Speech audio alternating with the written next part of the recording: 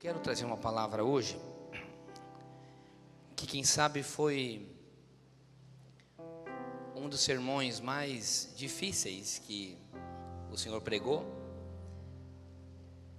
Nos dias de hoje, com certeza, era um sermão que não daria resultado nenhum, muito pelo contrário. O sermão que ele traria, quem sabe, esvaziaria as igrejas. Mas é algo que o Senhor colocou no meu coração durante toda a semana. E eu quero trazer um pouco para vocês. Eu quero que vocês abram sua Bíblia para primeiro nós conhecermos quem é esse Senhor que pregou essa palavra. Eu vou precisar, Fernando, um pouquinho mais de retorno só aqui, por gentileza, só um pouquinho mais.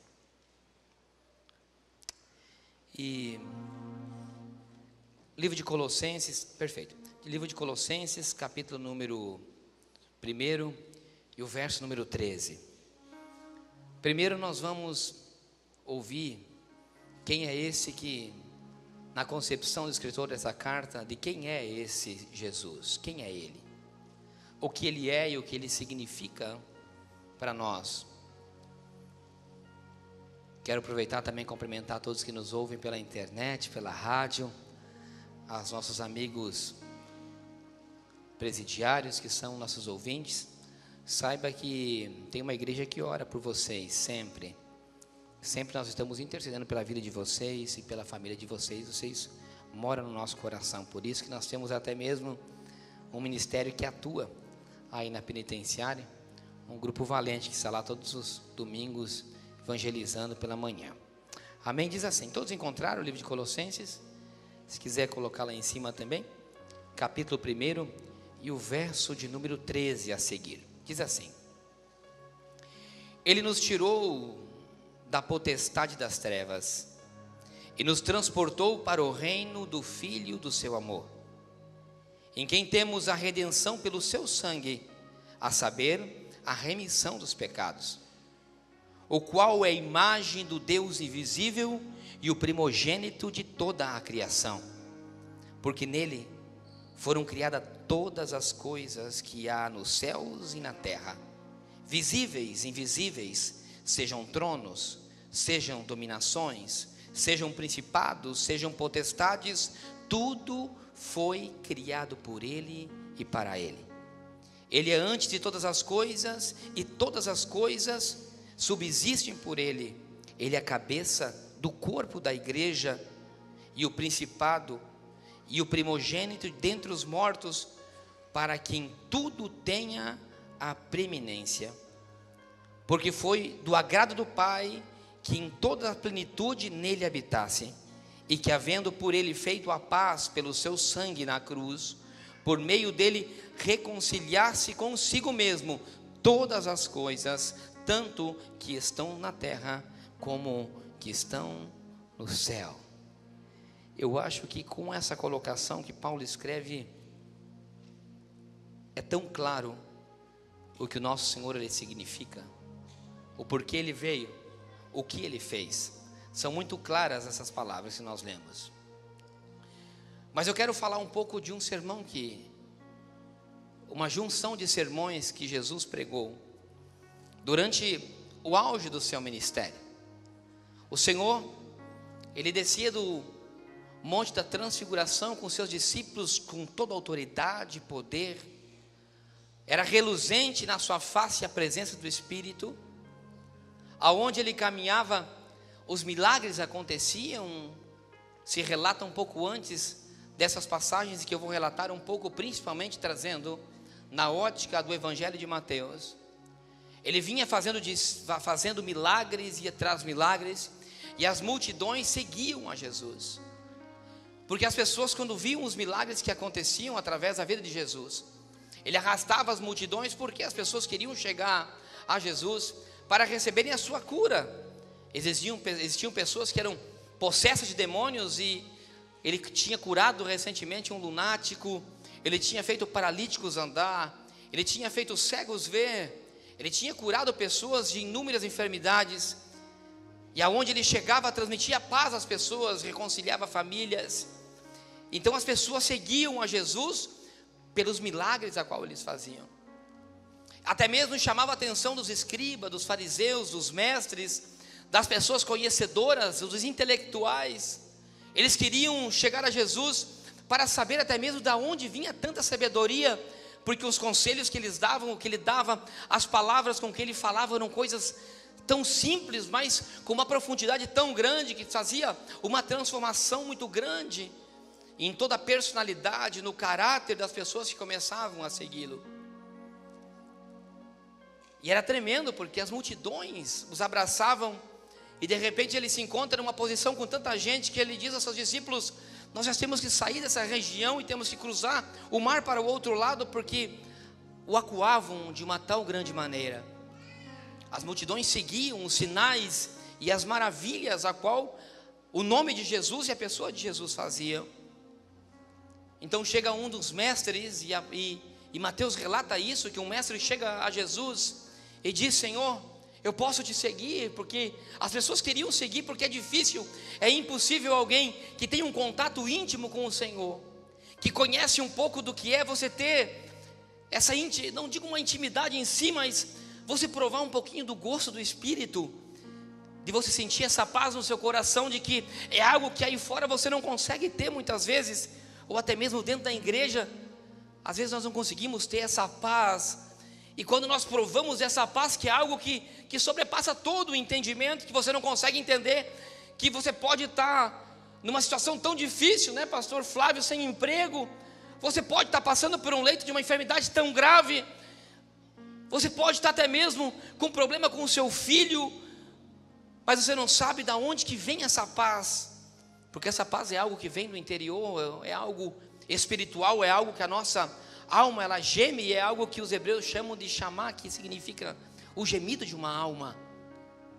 Nós temos esse sentimento dentro de nós, e quando nós começamos a conhecer a Jesus um pouquinho melhor, e quando nós conseguimos ter um pouquinho mais de um tato com Ele, essas coisas começam a transluzir através de nós, e por isso que nós não entendemos quando alguém, quando ouve uma canção, começa a chorar do nada, ou alguém quando ouve um louvor, ele arranca o seu paletó e começa a pular, porque ele não consegue expressar esse sentimento que ele tem. Alguns chamam de Pentecostes, a outros, para que não entende muito das coisas espirituais, chamam de meninice. E é triste quando a igreja começa a olhar para Jesus somente pelos seus sinais e por suas maravilhas. É triste quando nós começamos a seguir a Jesus somente pelo que Ele pode nos oferecer, ou pelo que nós queremos conhecer um pouquinho mais daquilo que parece tão lindo, mas somente para que aquilo tenha um significado, para transformar um momento de dificuldade a qual eu estou tendo. Então um desses mestres, que era um conhecedor, ele chega para Jesus e diz: Senhor, o que eu faço para te seguir? Ele diz para aquele mestre: mestre, as raposas têm covis, as aves dos céus têm ninhos, mas o Filho do Homem não tem uma cabeça para recostar durante a noite. Logo em seguida vem um outro e diz: Senhor, o que é que eu posso fazer então para te seguir? E ele diz: deixa somente que eu enterre ao meu pai. E ele diz àquele moço: deixa que os mortos enterrem os mortos. E aquele moço não o seguiu, porque quis primeiro enterrar aos seus pais. Logo em seguida chega outro e diz: Senhor, deixa segui-lo. E ele diz: deixa que primeiro somente eu vá me despedir dos meus pais, das suas mães, da minha mãe, da minha casa, e eu te sigo. E ele disse: não tem como alguém que pega o seu arado e deixe para trás, que consiga entrar nos reinos dos céus. Então ele entra no seu barco e cruza para outra margem, e no outro lado chega logo em seguida um outro jovem, um jovem muito rico, e diz: Senhor, o que eu posso fazer para ser salvo e para seguir-te? Ele diz: cumpra os mandamentos. E aquele jovem diz: todos os mandamentos eu cumpro, Senhor. Eu dou o meu dízimo, eu não sou adúltero, eu conheço a palavra, todos os mandamentos eu cumpro. Então aquele Jesus, ele olha para aquele moço e diz: então vende tudo o que você tem, entrega aos pobres e segue-me. E diz a palavra do Senhor que aquele moço se entristece e não segue a Jesus. Nenhum desses relatos que eu trouxe seguiram a Jesus. Nenhum desses homens que queriam seguir a Jesus e ele não puderam segui-lo, não tinham pecados capitais. Nenhum deles tinha pecado capital. Não se falou de adultério, não se falou de mentira, não se falou de roubo, não se falou de assassinato, mas nenhum deles pôde seguir a Jesus. E o Senhor, ele começa a relatar algo que para nós entrarmos nos reinos dos céus, e começa a relatar algo, porque aí já se encontra no capítulo 24 de Mateus. Ele começa a relatar algo de que o mundo até aquele momento não tinha entendido, pastor. Porque o mundo seguia Jesus pelos seus sinais, maravilhas e prodígios. Ele estava encerrando o seu ministério e as pessoas ainda não entendiam o que ele tinha vindo fazer. Então ele chega e conta uma parábola chamada a das 10 virgens, que é uma das mais conhecidas de todas elas. No capítulo 20, ele começa o capítulo 25 dizendo: o reino dos céus são como 10 virgens, 5 prudentes e 5 loucas, que estão à espera de um noivo. Mas o noivo demora, e diz a palavra do Senhor que todas adormecem. Isso me chama a atenção. Diz que quando esperavam o noivo, todas as virgens tinham adormecido. E conta a história, a parábola em que ele conta, que disse que de repente alguma delas deixarem que a sua lâmpada ficasse sem azeite, 5 delas. E no momento que uma sai para comprar o azeite, para ter a sua lamparina acesa, diz que o noivo chega e chama o cortejo para entrar para as bodas. Entra e fecha a porta, traz para dentro somente as que estavam com azeite nas suas lâmpadas. E de repente chega as outras 5 que tinham saído para comprar o azeite, e quando elas chegam, encontram a porta fechada e batem na porta, querendo entrar. E o Senhor diz algo que a mim choca a minha alma, que Ele diz: não vos conheço. Missionário Evoneide, o interessante é que se trata de virgens. E quando se trata de virgens, fala de pessoas que estavam à espera do noivo, que são donzelas, ou seja, nós estamos falando de pessoas que não estão com pecado. Nós estamos falando de pessoas que estão à espera do noivo. Essas virgens relatam à igreja que, entre aspas, relatada pelas virgens, são santificadas e estão esperando a vinda do noivo. Algo interessante acontece nessas passagens, que quando aquele homem disse que quer enterrar o seu pai, primeiro Jesus diz: você não pode enterrar o seu pai, mas ele decide enterrar seu pai. Eles tinham o costume de enterrar os seus pais para receber a sua herança, e aquele jovem que queria seguir Jesus primeiro, ele queria garantir ao seu futuro. Ele queria dizer: Jesus, espera, só vou enterrar o meu pai, eu pego a minha herança, depois eu te sigo. O outro, em contrapartida, disse: deixa eu me despedir da minha casa. Ele não está dizendo: eu não vou te seguir, Senhor, eu só quero um período de tempo que eu quero resolver os meus problemas sentimentais, a minha intimidade, porque a casa fala de intimidade. Eu quero resolver algumas coisas minhas e depois eu te seguirei. O jovem rico, ele diz assim: não, vende tudo e me segue. E aquele moço não quis vender, porque ele já tinha garantido o seu futuro, mas ele não queria deixar de perder tudo que ele tinha conquistado para poder seguir a Jesus. E quando essa semana eu meditava nessa palavra, eu me inseri dentro dela porque nós somos uma igreja que está querendo resolver primeiro os seus problemas do futuro para depois seguir a Jesus. Nós estamos mais preocupados com que deixa. Eu só vou construir o meu futuro, eu vou acabar minha faculdade primeiro. Eu vou construir a minha casa, eu vou conseguir o meu emprego primeiro, depois eu vou te seguir, Jesus. Por enquanto eu sou uma virgem, sentada no banco da igreja. Me deixa somente sentada no banco da igreja. Eu sou santo, eu não tenho pecado. Eu não estou em pecado.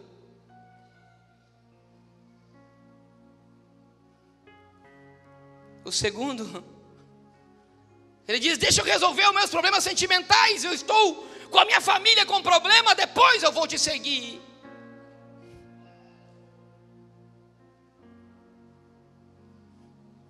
E o segundo, que é rico, ele diz: eu não quero. Se seguir a Jesus vai fazer eu perder as minhas posses, eu não quero. Eu prefiro ficar com as minhas posses do que seguir a Jesus.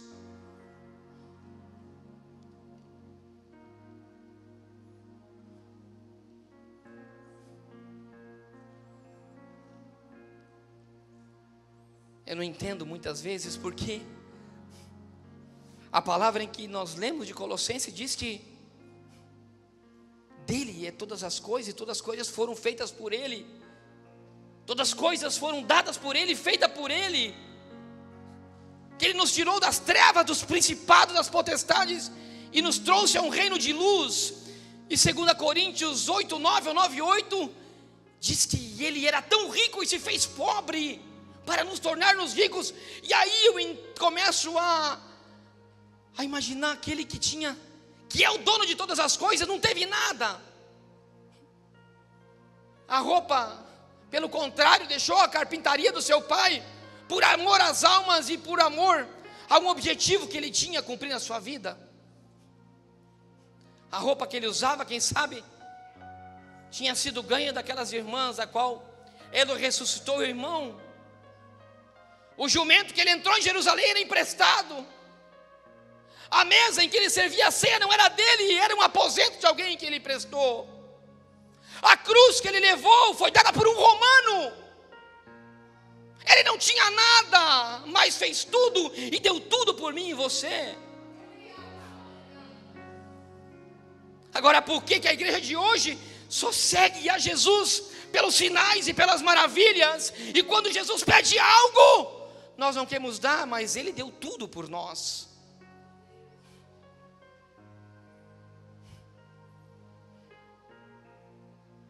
O pior sermão que Jesus prega, que ele continua dizendo: o reino dos céus são como 10 virgens, 5 prudentes e 5 tolas. Quando ele veio, interessante é que um pouquinho antes, é que você tem que ler praticamente do capítulo 19 inteiro de Mateus para conseguir entender o que ele queria dizer. Um pouco antes, no 24, ele diz: a vida do homem será como nos dias de Noé e de Ló. Todos comiam, bebiam, plantavam, colhiam e edificavam.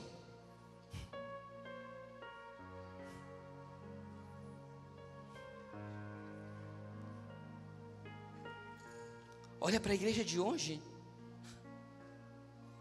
Está mais preocupada com o que come, com o que bebe. Está mais preocupada com o que vai plantar amanhã para colher no dia depois.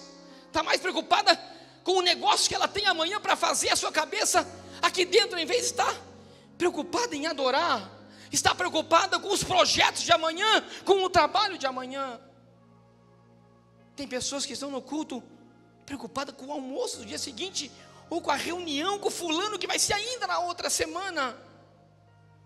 Entram na igreja, em vez de adorar Jesus, entram para marcar encontros e reuniões sociais, e a discussão dentro da igreja é muito maior da festividade que se vai fazer, do que as almas que se estão perdendo aí fora.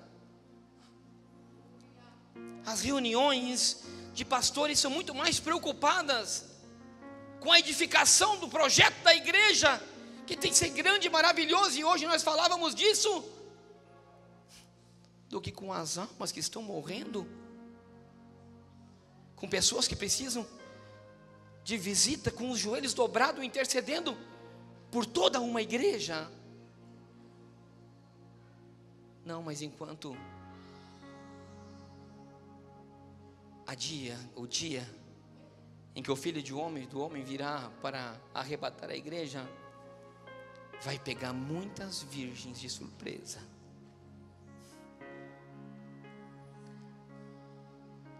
Ele estava dizendo, ele não estava preocupada com o cortejo, porque quando ele fala de casamento, as virgens com as lâmpadas significavam o cortejo.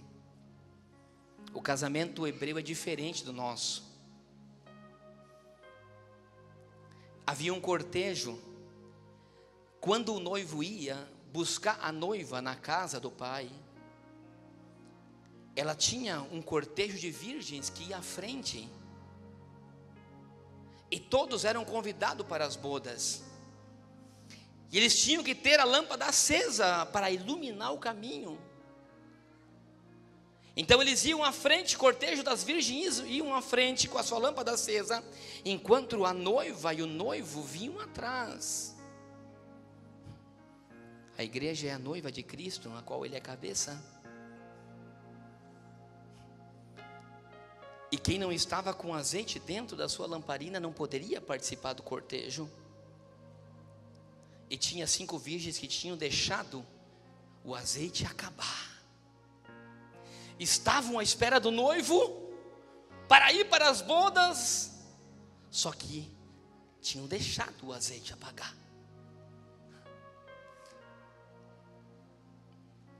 O que eu mais tenho visto nos últimos dias são pessoas dentro da igreja, saindo da igreja.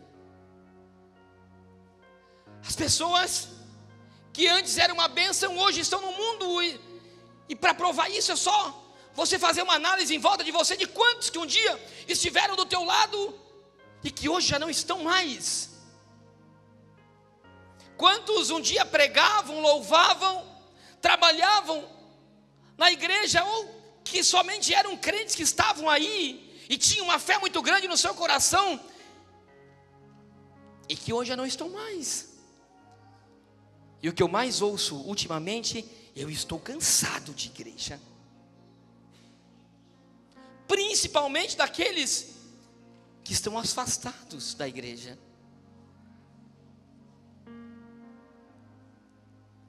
Encontram culpados em tudo.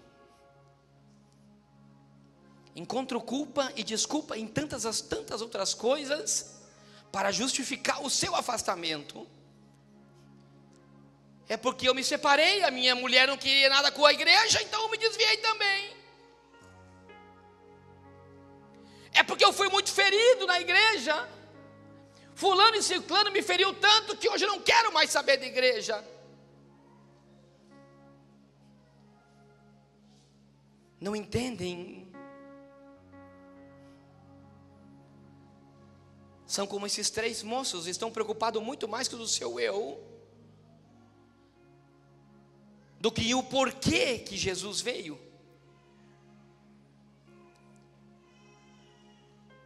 E no 24, verso 12, ele diz assim, do Evangelho de Mateus, que nos últimos dias haveria tanta tristeza sobre os irmãos, que muitos se desviariam, porque havia tanta iniquidade no meio da igreja, que muitos se desviariam da ela. Mas no 13 diz, aqueles que perseverarem até o fim, serão salvos. Então quando Jesus chega e encontra, quando o noivo chega para aquelas virgens, encontra 5 que tinham azeite, ele diz, entram para as bodas, e fecha a porta. O que eu quero dizer é uma coisa para você, meu irmão, é que no dia que Jesus voltar, não são as obras que vão te salvar. No dia que Jesus voltar, não vai ser simplesmente você estar fazendo parte da igreja, porque quando fala de azeite, fala de algo chamado valor. O azeite no Antigo Testamento e também no Novo era algo que tinha valor. Ele deixava a lâmpada acesa, ele curava feridas. O que eu quero dizer é o seguinte: quando Jesus voltar, ele vai querer saber o valor que você tem. Ou seja, ele está falando do teu eu. Ele está falando do que eu sou para com Jesus. Eu posso não ter pecado, mas o que é que você tem feito para Jesus? Você tem realmente se dedicado ao Senhor? Você tem negado ao seu eu? Você tem renunciado? O que Jesus estava querendo dizer era uma coisa para todos esses: seguir a mim, entrar no reino dos céus é muito mais do que ficar sem pecado. É renúncia para me seguir, é renunciar ao meu eu. Sabe o que você tem que fazer? Você tem que continuar colocando azeite na tua lamparina. Quando você nega as tuas dificuldades, as tuas tentações, quando eu dou o meu amor para Ele sincero de coração, quando eu entro numa igreja, não para fazer parte de uma igreja, somente de um corpo de obreiros, é quando eu entro aqui porque eu quero adorá-lo. Eu entro aqui porque eu tenho o desejo de vir ao culto. Para mim o culto não é um fardo.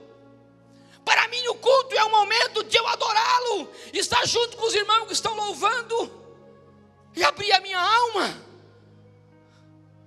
Nós estamos falando de valores, de princípios, porque ele só veio com um objetivo. Nós lemos em Colossenses, ele se despojou dele mesmo. O próprio Deus veio à terra para quê? Para curar o teu pecado, para te salvar. Ele já veio, você creu nele, o teu pecado foi encoberto, e daqui para frente é outra etapa. É a etapa de você seguir a Ele. Como que eu sigo a Jesus, pastor? Então, amando, adorando a Ele em primeiro lugar. Em primeiro lugar, sem sair do teu coração, uma adoração verdadeira a Ele. Por quê? Porque a morte dele te salvou.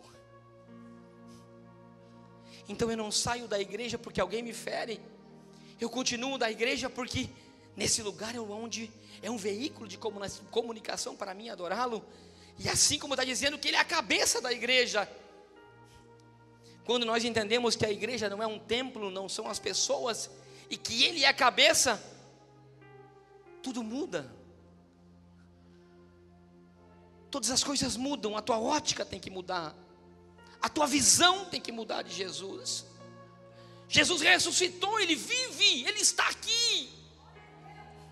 Você tem que entender que Ele é real, independente que você não o veja, porque Ele disse: eu darei o meu Espírito. Ele será o teu consolador. O teu consolador não é a Joaninha da esquina. O teu consolador não é o profeta. Porque quando você segue a Ele pelos seus sinais e maravilhas, quando você está atrás dele somente pelos seus sinais, maravilhas e prodígios, você ainda não entendeu. E é isso que ele dizia a todos que ele disse: deixa, não se preocupa com enterrar o teu pai, não se preocupa em se despedir da tua mãe, não se preocupa em vender os teus bens.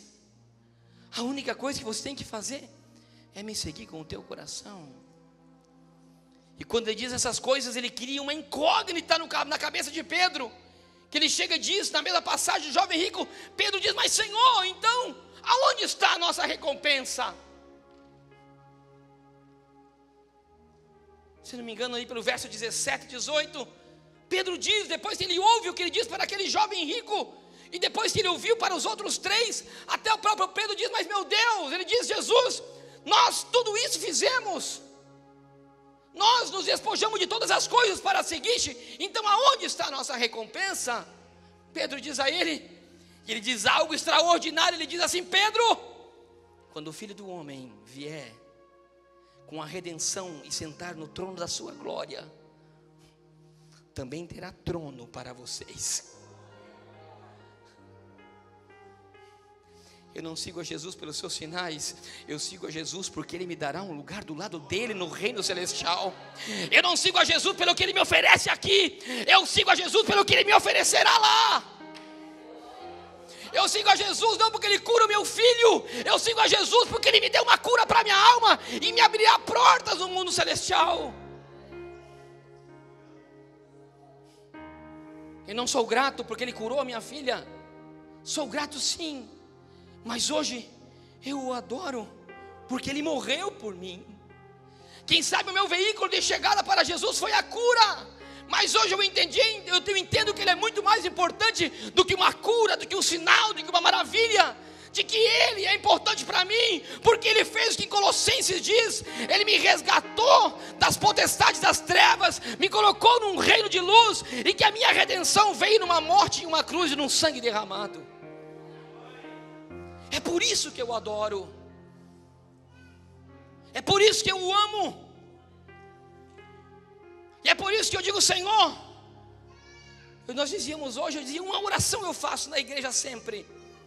A minha primeira oração, quando eu dobro o meu joelho, eu não digo: Senhor,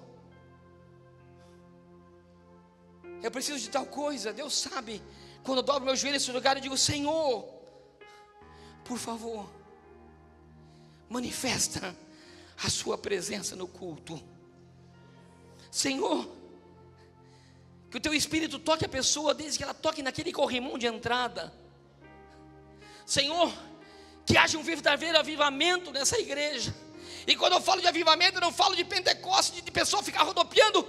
Eu falo do verdadeiro avivamento, que é o arrependimento de perdão, o arrependimento de pecados e pedido de perdão, melhor dizendo. Eu digo: Senhor, manifesta a tua presença para que almas se quebrantem, para que adúlteros deixem as suas amantes, para aquele mentiroso deixe de mentir e fale a verdade.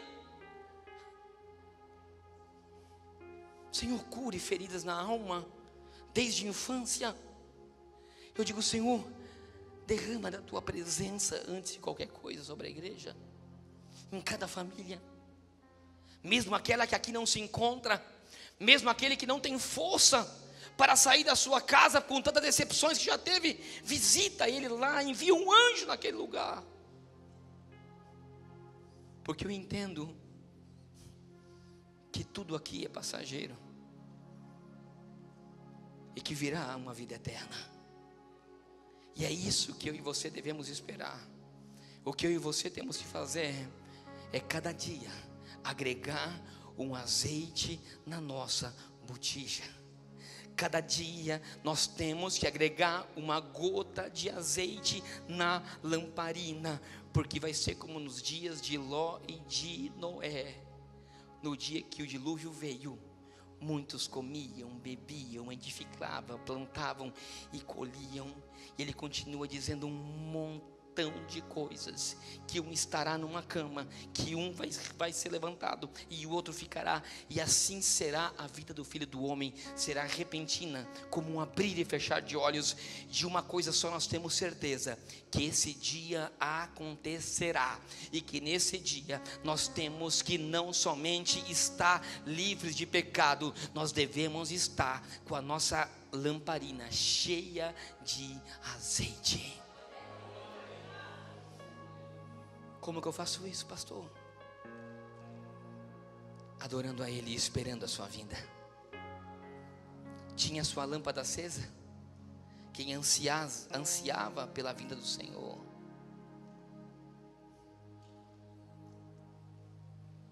Mas o fantástico também é, o Senhor, Ele é tremendo. Que depois que Ele diz a Pedro: você ainda terá um trono de glória do meu lado. E Ele diz assim: e além disso, aquele que deixa seu pai, sua mãe, seu irmã, sua irmã e todas as coisas por minha causa, eu lhe darei 100 vezes mais de tudo que ele deixou. Jesus não deixa nunca. Sabe o que eu quero dizer? Se você abandonar Jesus, não fique preocupado: pastor, mas então quer dizer que eu vou deixar tudo por Jesus, porque o meu trabalho é um trabalho sujo, o meu casamento é uma mentira, Eu estou na igreja e não sou casado.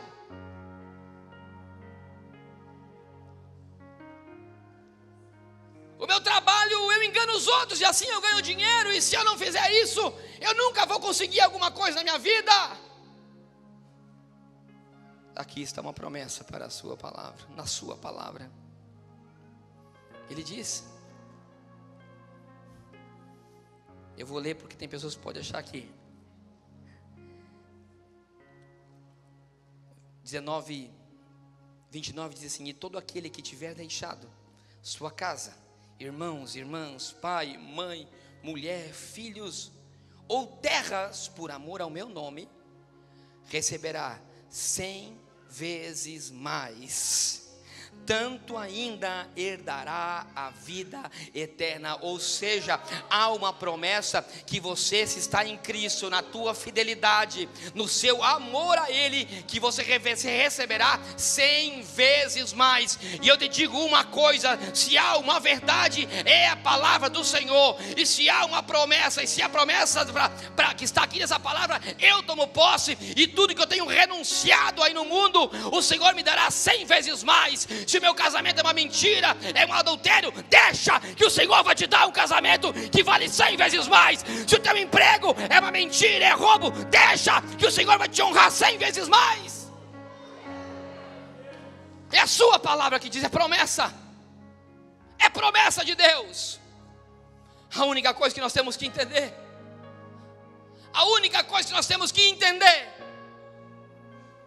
é que para nós sermos salvos, passa a esse mundo natural em que nós vivemos, e nós temos que ver as coisas de uma maneira espiritual. Eu quero deixar algo aqui para a igreja para finalizar. Nós temos que ser mais espirituais. Nós temos que ver o mundo de uma maneira muito mais espiritual. Nós temos que acreditar nele de uma maneira muito mais espiritual, porque o mundo espiritual, ele é muito mais poderoso e ativo do que o mundo físico. E tudo o que aqui está escrito, milhares de profecias já se cumpriram, milhares. E uma delas, a maior de todas, vai ser quando as trombetas tocarem e Jesus aparecerá na sua glória para resgatar a noiva que estiver com a sua lâmpada acesa. Fica de pé, porque uma já se cumpriu. Ele morreu na cruz pelo perdão do meu e do teu pecado, e ele já ressuscitou. Então agora a única coisa que falta é a sua vinda. E eu quero que você aplauda ao nome dele, que você exalte ao nome dele, porque ele já morreu na cruz, ele já ressuscitou, e só falta a sua vinda para nós sermos e estarmos com ele no trono da glória e participarmos da boda do Cordeiro.